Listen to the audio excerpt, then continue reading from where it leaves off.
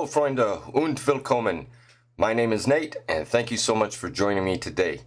Now, in today's reaction video, I am going to be reacting to a video that was created by a guy named Nalf.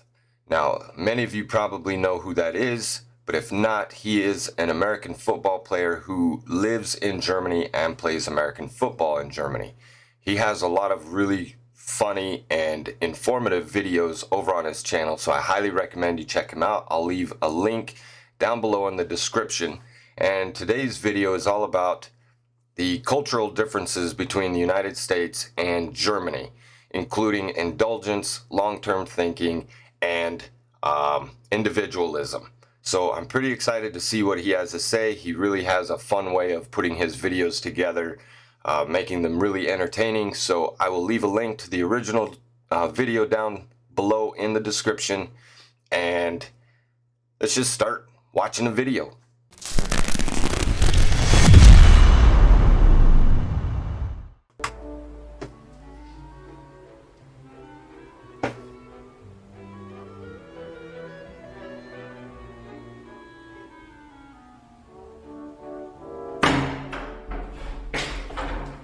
You thought I was going to come out of that door like yesterday?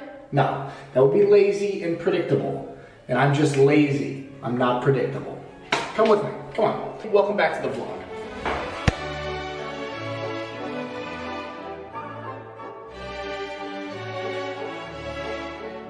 Man, I miss German landscape.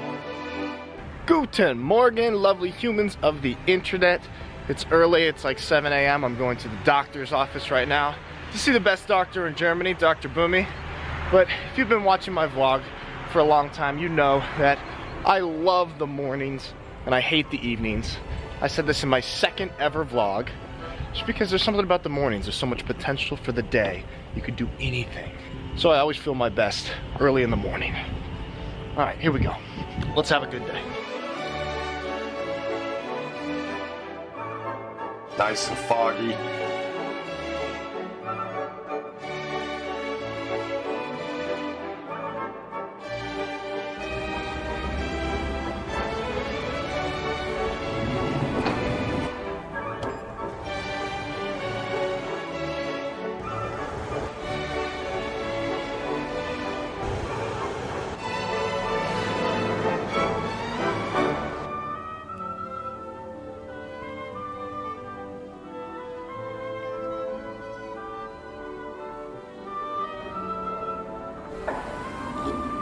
Okay, productive morning so far. Went to the doctor, got some physio treatment, went to the apotheke, got some prescriptions, medicine. Then I went to the Vital House, or Sanitat House, and I got this compression leg sleeve to put over my calf. Good start to the day. Can you see this? Swaggy leg sleeve compression. Kind of blends into my skin. I was gonna put on pants, but I'm gonna wear shorts and see if people notice that I'm wearing this sleeve. Looks like a fake leg.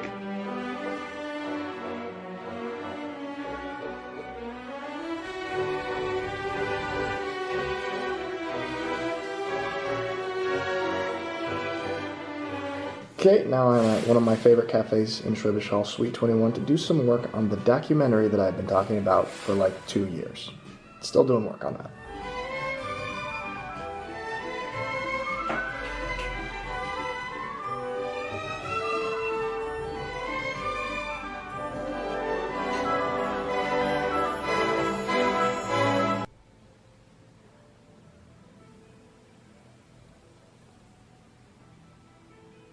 Okay, I have finished what I'm working on this morning. I'm uploading it so I can send it away to some people to look at.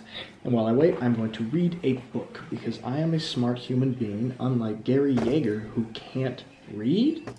Guy can raise money for charity, but he can't read. So, cool. Anyway, this is an awesome book. If you haven't read it, I recommend it.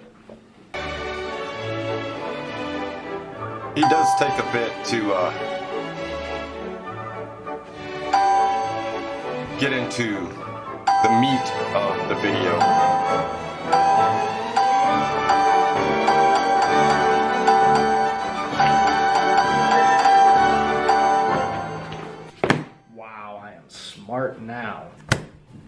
actually just read a fascinating chapter in that book, Outliers, and I'm going to talk about it and summarize it in a little bit. I hope I don't butcher it.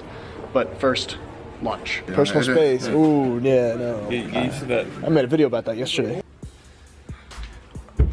Okay, let's see if I can explain this without butchering it, because I think it's absolutely fascinating. Okay, basically, there's a chapter in this book that talks about how Korean Air, the airline out of Seoul, South Korea, experienced a disproportionately large number of crashes during like the 1990s, I think. Like they had way more airplane crashes than any other airline, to the point where like Canada and the USA were banning them from flying in their airspace and into their airports.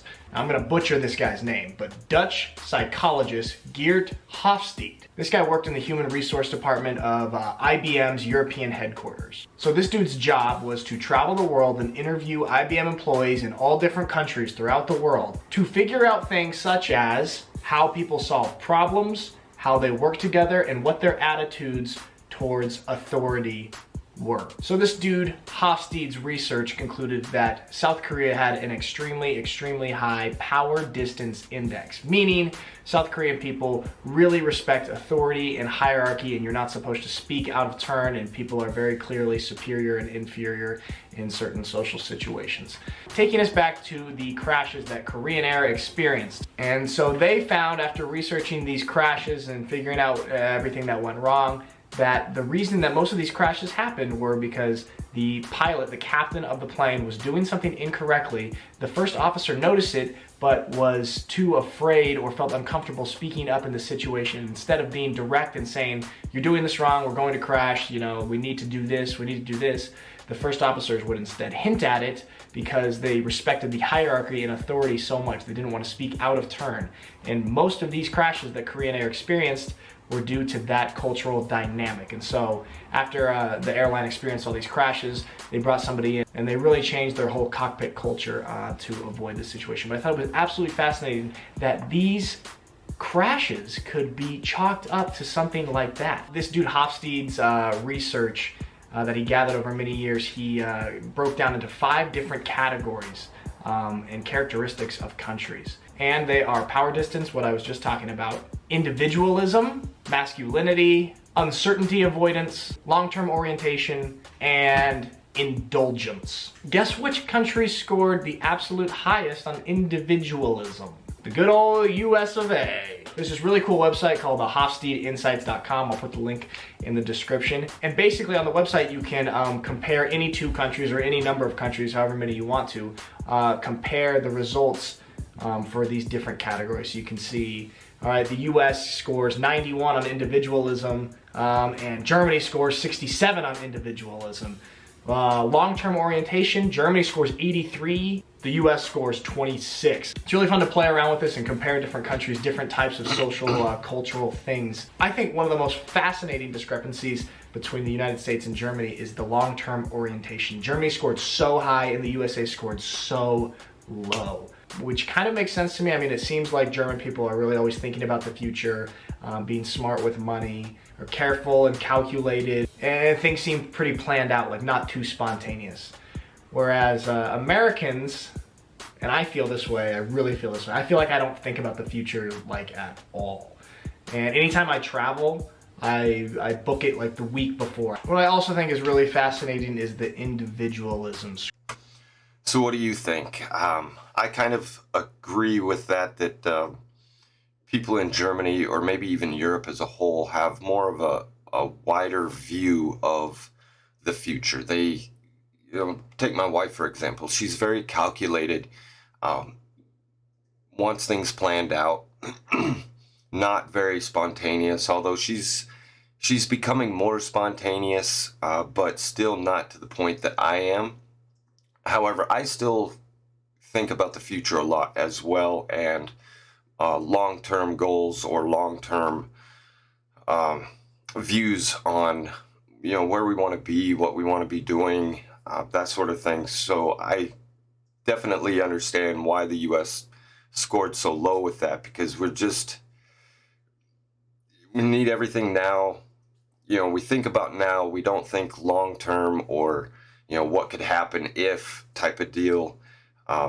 So that's interesting how big of a difference there was. 83 to what, 26 or whatever. So that's quite the gap.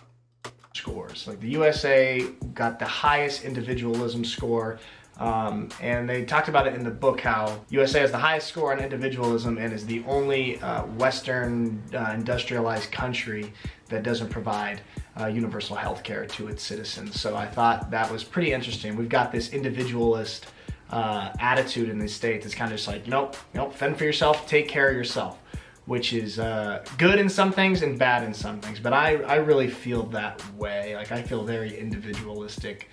I feel like I need to do everything myself. I need to take care of myself, and my fate and future and success is all dependent upon me. And I really, really feel like that. What I want you guys to do is check out this website. This is not sponsored or anything. I just think it's really, really interesting. Check out this website, type in your country, compare it to some other countries, and let me know any interesting insights that you gained or things that surprised you comparing some different cultural attitudes and tendencies between certain countries. And another thing I want to say is, let's go back before he gets too far into the individualism. Yes, I can feel that way a little bit too, where I feel like my future, my life is dependent on me, but I think also that we've taken that too far where, like he said, everybody fends for themselves. I'm going to do what I can do, but you have to do what you do, and we aren't going to help each other out. Where in Europe or Germany, it's more of a community-based feeling where I feel like they have their own individualism, but it's part of a group. It's part of the greater mass. Here in the United States, it's fend for yourself. I got mine, and I hope you get yours because nobody's going to help you to do it, which I feel like is such a negative point. It's a positive point to be individualistic in the sense that you're your own person. You don't need to fit into the crowd. You don't need to do what others do just because they do it, that need to fit in. We do have some of that as well, but I think that would be a positive point of being an individual. You are your own person. You are nobody else. They are not you. So you can do what you need to do, and it shouldn't matter to anybody else what you do because it's none of their business, unless, of course, it infringes on what they're doing. But I think there is a big difference between individualism in the United States as compared to Germany.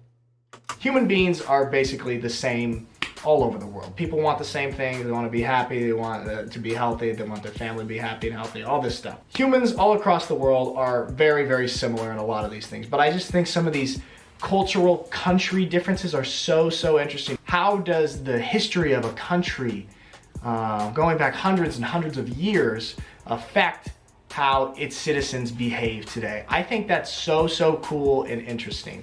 And So do I. I like you said, it's fascinating. I really enjoy learning or researching, reading about how the old ways affect what we're doing now. It can even go back, and a lot of people believe that your fears and things like that are embedded in your DNA from your ancient ancestors. Now, how much of that I believe or how much of that is actually true, I don't know. I'm not here to debate that, but it's fascinating to know that because of who I am now and my fears or my beliefs, to think that that is somehow been embedded from ancient times, from my ancient ancestors. It's fun to think about. However, there's a part of me who wants to believe that no, that comes back to the individualism where I am my own person. Yes, the outside forces have shaped and molded me to who I am today, but I'm still an individual. I still can make my own choices. I can still decide things for myself. But psychologically, is there something about the decisions I make? Are they somehow influenced by my ancient ancestors and the way that they did things and the way that they made decisions? It really is fascinating. And I think it's awesome that we have these different tendencies all around the world. Okay, guys? So what I want you to do is plug in some of these countries, plug in your country, compare it to the States, compare it to Germany, compare it to whatever you think is interesting. And let me know some interesting insights that you find in the comments. Okay, guys? That is your homework. Do your homework. We're trying to get smart here, okay? I'm very interested and I await your response. Okay, so it's really not really what I expected that to be about. He didn't really go into each one specifically, but I'm going to check out that website just to dig a little deeper into what he was talking about. And I'll leave a link to that website as well down in the description of this video, so if you want to check it out, you can go ahead and check it out. But overall, very interesting how cultural differences, or how there are cultural differences, between nations and around the world. Just basically the difference of mindset and the way you were raised, or your moral compass, and how it's shaped by the way things were done in the past or ancient ancestors. I'm going to touch on a little bit of my thoughts on each of these, starting with individualism. I kind of did that already. We are individualistic, more so here in the United States. We look out for ourselves. We don't care as much for our neighbor. Not saying that that's everybody or that's everywhere in the United States. Kind of an overall broad statement that we are very individualistic. And I feel like Germany and Europe as a whole tend to care more about their neighbor. They are individuals, but it's more of a community base, like I said earlier, that they work together for a common thing. Now moving on to long-term thinking, like I said, I believe Germans are very calculated in their decisions. They're very practical. I always joke that my wife is the logical thinker, the practical thinker. She keeps me grounded because I tend to dream a lot. I tend to have these grand ideas or these wild ideas that, let's just go do this and we'll make it work. I don't always have a set plan in place. I don't always want to have a set plan in place. I like figuring things out. Now, granted, that can become very stressful and there's always the fear of failing. But for me, it's more about you'll never know unless you try it. And I don't want to live with any regrets. I don't want to go on with life thinking back, well, I wish I would have done that. And so I just want to do it. Take, for example, going to Germany this June. My wife and I are going to have a little 3-day trip to Switzerland. We're going to Grunewald, and if you don't know where that is, it's where the Eiger is, famous rock mountain for mountaineering. Anyway, they have what they call a cliff walk, and it's a metal platform, and it's right along the side of the mountain. And it's a cliff walk, right? So I'm not a big fan of heights. My wife is definitely not a fan of heights. But for me, if I'm going, I have to do that. I have to just go do that because I don't want to leave thinking, I wish I would have done that. I was there, Granted, we could always go back, but when is that going to happen? So I'm always the risk taker. I want to just do it because I don't want to regret not doing it. And she's very practical, very calculated in planning. We need to figure out our move to Germany before we just move to Germany. And I understand that and I respect that. And I think we balance each other out quite well in that aspect. Now, moving on to indulgence. Now, this could be many different things. Indulgence in, materialism, or eating, overeating. We have a lot of obese people here in the United States, so that could be one form of indulgence. Also, just materialistic things, like people need to have the newest thing, the best thing. They got to be better than their neighbor. They got to one up everybody, and so they buy and they buy and they buy. Where I feel like Germany and maybe Europe as a whole, where they might have some of that, I feel like it's more practical again. My wife is always saying, well, if we buy something or get a gift from somebody, if it doesn't have a purpose, if I can't use it, then what's the point of having it? Now, me being from a family of artists, I can appreciate the beauty in something just for that, just for the beauty of it, where I don't have to use it. I don't have to use a vase for what the vase was used for. If it's a beautiful piece of art, I can just set it there and admire it, admire the beauty. But she's the practical, if we're going to have it, we need to have a use for it. There has to be a use for it. It shouldn't just be sitting there.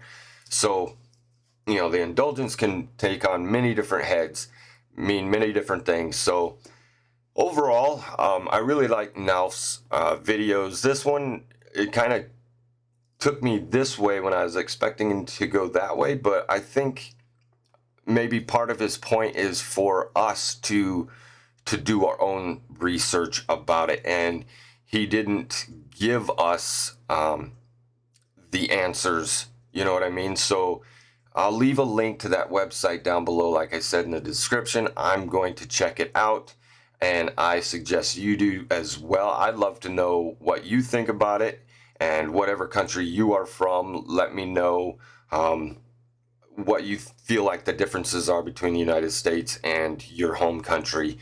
And that was fun. So thank you so much for watching, and until next time, I'll catch you later. Bye.